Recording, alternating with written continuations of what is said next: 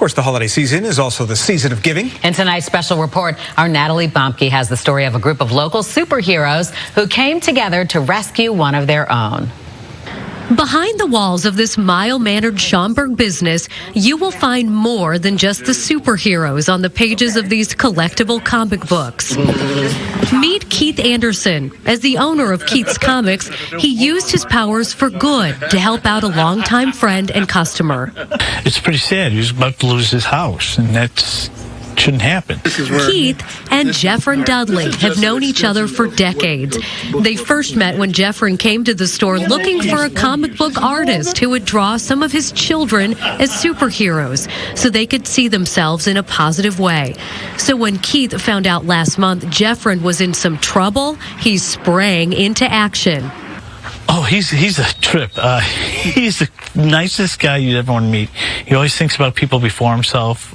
Over the last few years, Jeffrin lost two of his children and developed some serious health problems that stopped him from working his two jobs. That's how he got behind on paying his rent and other bills. And emotionally, physically, mentally, spiritually, behind everything. But I'm going to make my comeback stronger than my setback. Jeffrin worked with the Center for Disability and Elder Law to keep his landlord from evicting him.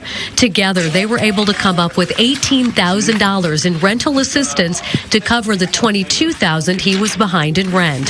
Since Jeffrin's attorney says his landlord didn't want to negotiate the rest of the payments, he wasn't out of the woods just yet. So Mr. Dudley had to come up with a large sum of money in a very short amount of time.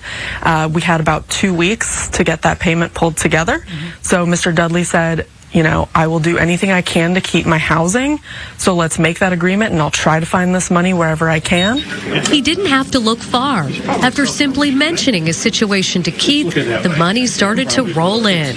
Yeah, we just threw in what we could. I mean, none of us have excessive amount of money we can spare, but together we were able to help them. Scott Biederstadt is one of the many fellow comic book enthusiasts at Comics who didn't hesitate to help out Jeffrin.